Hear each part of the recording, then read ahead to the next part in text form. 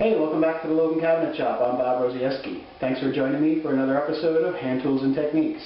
You know, we hand tool users are a pretty unique bunch. Many of us could likely be diagnosed as hand tool addicts. Now don't hide, I see you out there. No, not me, I don't have a problem. I can quit anytime I want. But you know what? There isn't a $5 flea market special that we can walk past without at least picking it up to give it the once over. Even if it looks like it's been sitting at the bottom of the ocean for 50 years, and we already have 10 of that exact same tool. Whether it's a handsaw, a plane, or a chisel, there seems to be some type of magnetic attraction to these tools that we just can't resist. But you know what? There's one group of tools that just don't get the attention that they deserve, even though all the other tools are dependent upon them. Of course, I'm talking about the layout tools. I mean, when was the last time you heard someone gloat about a new sliding bevel or the cool marking gauge they got for a steal at their local weekly auction? No, instead, the layout tools always seem to be overshadowed by the much flashier handsaws, planes, and chisels. And that's really unfortunate because, in my opinion, the layout tools are the most important tools in the shop. Without accurate layout tools, the rest of our tools wouldn't be able to do their jobs properly, and ultimately, the quality of our work would suffer. So today's episode is dedicated to the underappreciated layout tools, what to look for when you're in the market for them, how to test them for accuracy, how to fix them if they're found to be out of truth, and finally, how to use them properly to ensure maximum accuracy in your work.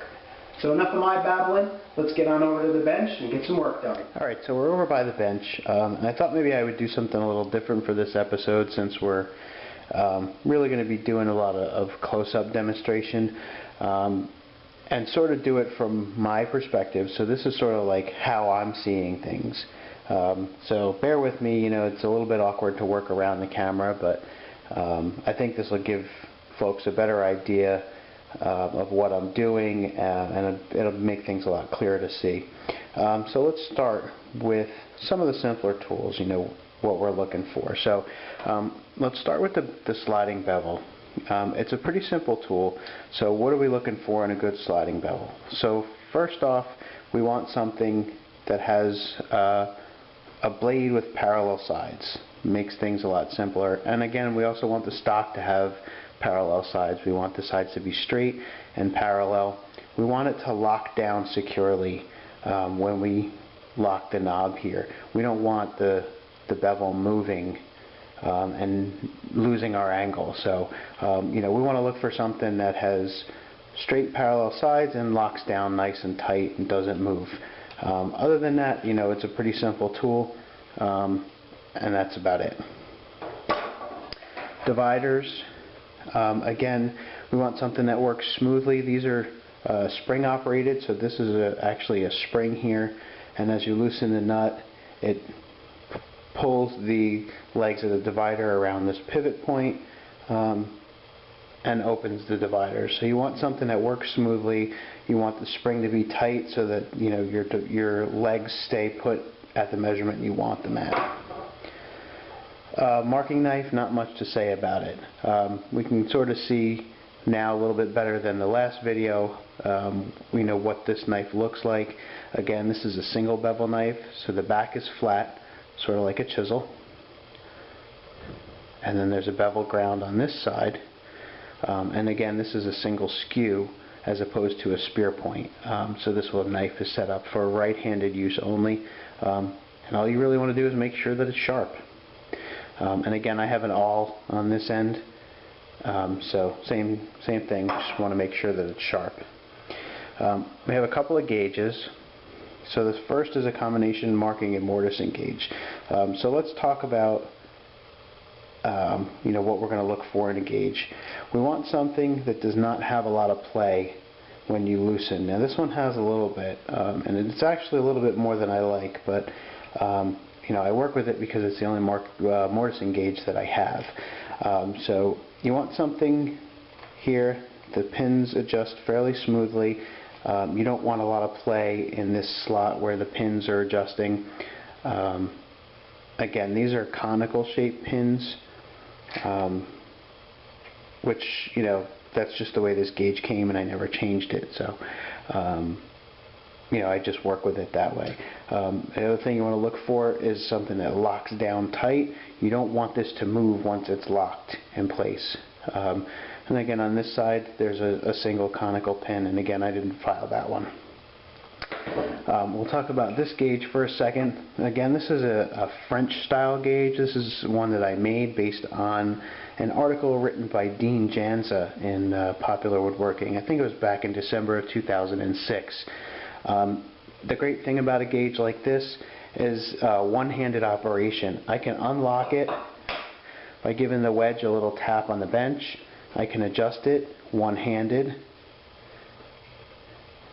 give the wedge a little push, and then tap it, and it locks itself in.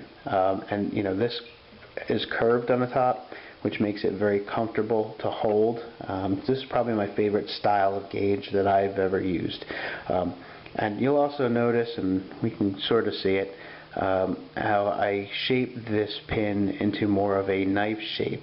And that just leaves a cleaner line, especially cross grain. So this is probably my favorite style of gauge. Square. What are we looking for in a square? Well, a square of this style, I only use this reference face. So what I'm concerned with is that this reference is straight. And I make my squares so that both edges of the blade are parallel, square to the stock. I don't reference off of this side of the stock ever, so I don't worry about that side. Some folks don't use the inside of the square, so they just make sure that this part of the stock and this part of the blade are square to each other. I find instances where I need inside and outside, so 3 surfaces, I make sure they're square to each other. And again, these two are straight and parallel. This is straight. Make sure the blade is in securely. There's no movement in there. If you've got a metal, just try square with a metal blade. Make sure that the blade is nice and tight. Make sure that the blade edges are parallel. Make sure that the stock is straight. And we'll talk about how to actually check a square to see if it's square in a little bit. Another square, again, is the miter square, and it's sort of the same situation. Make sure we're straight, and in this case I do use both edges, so I'm going to make sure these are straight and parallel, as well as both edges of the blade being straight and parallel. And the last tool you're going to see up here, this is a straight edge. This is actually one of my pair of winding sticks. I use it as a straight edge as well, a small straight edge. I also have a 4-foot straight edge that I made like this. And again, you see there's a bevel up here. That's just to indicate that I don't use this top edge as a reference surface. This is my reference surface. This is my straight edge. So that's the surface I'm going to measure off of all the time. So let's talk about how to check some of these tools to make sure that that they're accurate. Okay, you see I've made a couple switches around here. I've got a pencil and also a pencil compass here. When you do your checking, I really think it's really best to use your marking knife to do the checking of your tools. Because it leaves a finer line, it's going to be more accurate. I'm using a pencil here just for demonstration purposes, just to make the line easy to see, because if I try and do this with a knife, the camera's probably not going to pick up the line. So I'm going to do it with a pencil just for demonstration purposes, but when you check your own tools, really you should do it with a knife. So let's start with the square, probably one of the easiest things to check. So what we want to start with is we want to make sure that we have a board with a straight edge. Now this edge here has been straightened with my plane. So I can use that now as a reference edge. So how do we check a square? Well, we're going to put our square up to that board with that straight edge, and we're going to make a line again with our knife. Again, I'm using a pencil just for demonstration purposes. So we're going to scribe a line. So now how do we check if that's square? Well, we flip the square to the other side and we show the square to that line. If the square matches up to that line, which this one does, you can see, that means our square is true. Now, what happens if we do not have a square, if our square is not square? Well, let me show you what it might look like. So I'm going to take my bevel here and I'm going to set it to a non-square angle. And we'll just move it over to do this. So here is what it would be like if it was square, right? So let's just make it off a little bit. So if we had a square and it wasn't square, this is what would happen. We draw a line, we flip our square, up, it doesn't match up. So what do? Well, there's a couple things we can do. We can go by trial and error and try and fix it, or we can use geometry to make a square line. Well, how do we do that? Well, what we have is a V shape now, so we've got two lines. So how do we use geometry to actually get ourselves a square line?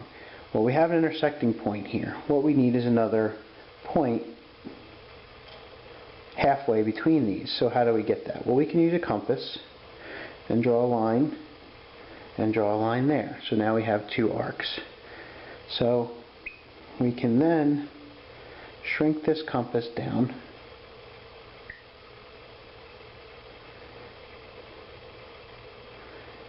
okay, and we're going to make, drawing from here, we're going to make two intersecting arcs, one there and again from this point. And sorry if this isn't perfect, working around the camera is a little bit tough. Okay, now we have that one. So now what we have is a point here where the two intersect, and you can see this isn't perfect because I think I moved my compass while I was doing it, trying to work around the camera. But if you do this correctly and your compass doesn't move, what you end up with is two arcs that intersect exactly halfway between these two lines. So what you can do then is take a known straight edge and connect this point and this point, and of course you see they don't match up because my compass moved on me, but I think you understand the idea. You connect this point to your point down here, and in essence you have a square line. So you can then test your square against that line and make adjustments to your square until it matches up to that line. So what about a miter square? Same basic concept, slightly different. So we're going to take a known square. And we already have this one. We fixed this one, we know it's square. So we're going to do the same thing. We're going to put a line square to that board. Now what we need to do, we have a 90-degree angle here. What I like to do actually is use a marking gauge to make a line slightly up from the bottom of the board. And the reason for this is just to give me an easier reference for my divider points, rather than trying to use the bottom of the board. So, and I'm sorry if that's a little difficult to see. Let me see if I can highlight it with the pencil here a little bit. So there's our line from the marking gauge. So now what we have are two 90-degree angles. What we need to do is bisect those 90-degree angles. And again, we're going to go to our divider. And again, I'm using the pencil compass, but use your scribe divider for this. It's more accurate. So we start by putting the point at the intersection. I'm going to shrink this down just a little bit because I didn't extend my line out enough. And we're going to make a few marks. One here, and one here. Now from this point, I'm actually going to go a little wider, and I'm going to swing arcs from each of these points. And went a little too wide there, so we're going to go a little narrower. So we're going to swing an arc from here. Now we're going to swing another arc.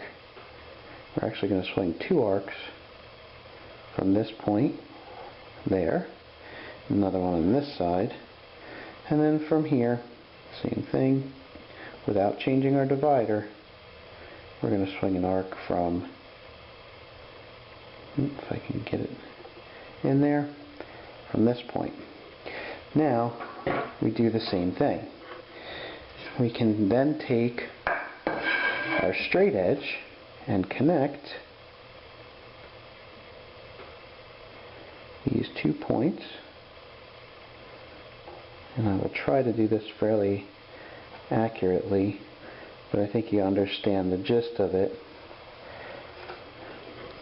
And this is a 45-degree line. So we can take our miter square, put it against our straight edge, and show it to our line, and test our miter square for accuracy, and this one is accurate. And we can do the inside just as well. Same thing, test it, and again this one matches up to the line, so we know that this square is 45 degrees. So that is how we test squares using simple geometry. The last item that we can test, and we can do this in a similar way, is our straight edge. And really you would do the same thing. So here what I'm going to do, and I can't really get the whole straight edge in the picture, so you'll have to kind of use your imagination here. But what I'm going to do is put the straight edge, and again, draw a line. Now I take my straight edge, and I know it's hard to see that line on my bench top. We take the straight edge and we flip it around its axis to the other side and show it to that line. And if it matches up to that line, we know our straight edge is straight. So that is the gist of testing your tools for accuracy. And don't think just because your squares are made out of metal, they're guaranteed to be accurate. If you ever dropped a square, bumped it into your workbench, knocked it into a tool chest, they can go out of square just as easily as a wooden square will go out. The main difference being wooden squares are much easier to fix. So let's look at that real quick.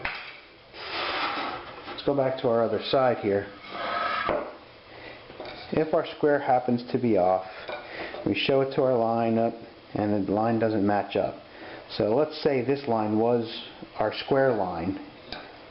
What do we need to do? Well, looks like we're high on this end. So we need to take this part of the blade down. With a wooden square, I would do this simply with a card scraper or maybe a very finely set smooth plane or block plane. If you have a metal tri-square, you can do it with a mill file. If you have a combination square, it's a little bit trickier. You need to take the blade out of the stock and you need to file the bottom on the side that needs to be adjusted. One of the reasons I don't like combination squares because they're difficult to make adjustments to if they happen to get out of square. Tri-square is very easy to fix. Same thing with your miter square. If it happens to be off, you can adjust. Use a file, use a scraper, and adjust and keep that reference line on your board that you can work against. Straight edge is the same way. You just use a long joiner plane and you can straighten them right out. Alright, so let's just take a couple minutes to talk about how to use these layout tools properly. The most important thing to keep in mind is that when you're using your layout tools, you're working off of only one of two references. So when you prepare your stock, and let's say that these two pieces are pieces for, say, a face frame, so we're going to make a mortise in this one and a tenon on this one. So your stock needs to be oriented how it's going to be in the final layout. So let's say we're going to put this tenon into a mortise here and it's going to look something like that. Okay? You need to choose your reference faces, and you should do this ahead of time. So let's say now I want the outside of my face frame to be the reference and the inside edge to be my reference. So I'm going to mark all my pieces. So if I've got 4 pieces of the face frame, I'm going to mark every inside edge with a datum reference mark, just like this one here that you can see.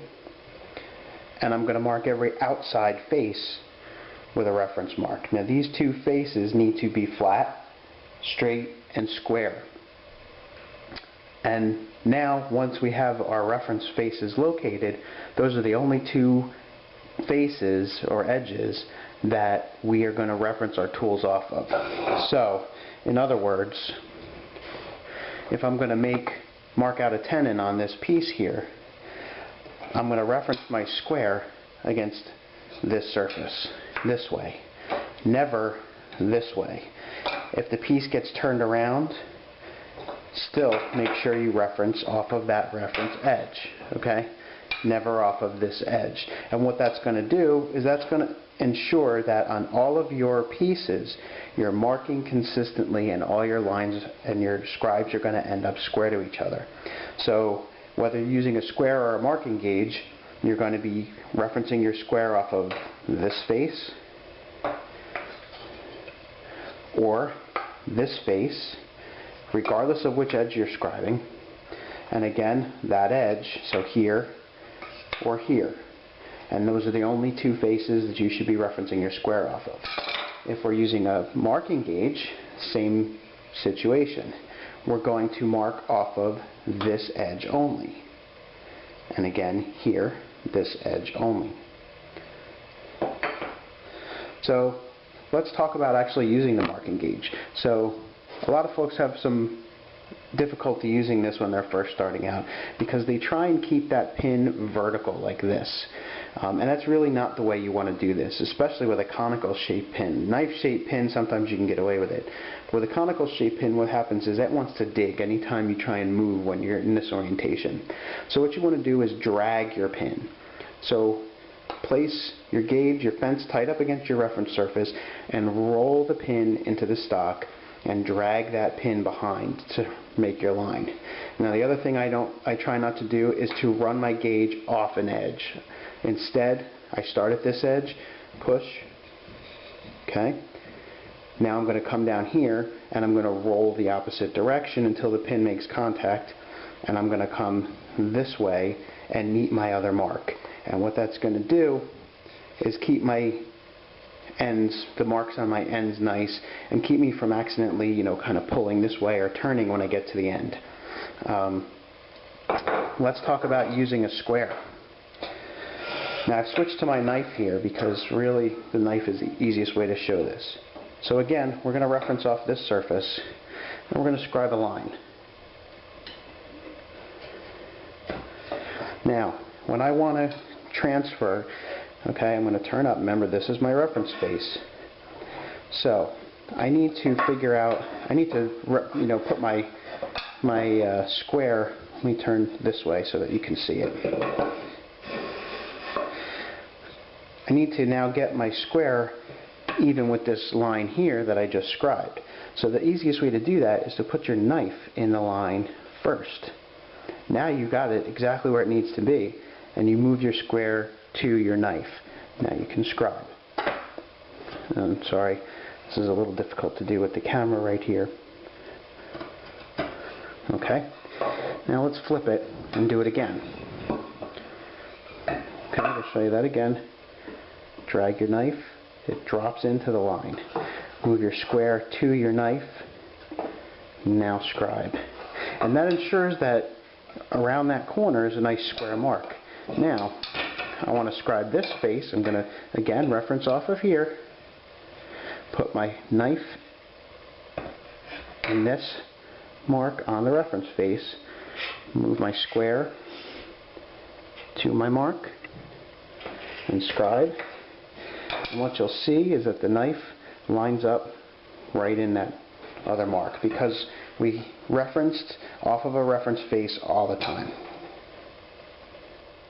Alright guys, well that's it for this episode. Hopefully you got a little something out of it and you've grown to appreciate your layout tools a little bit more. So take good care of them, check them frequently, make sure that they're still accurate and still square or 45 degrees or whatever they should be. Don't trust that just because it's a metal square that it's guaranteed to stay square, because definitely not the case. They will go out of square. So, but now that you know how to check them and you know how to fix them and you know how to use them properly, you should definitely improve the accuracy of your projects. So thanks for joining me, and we'll see you again next time for more hand tools and techniques. So long. Thanks for watching.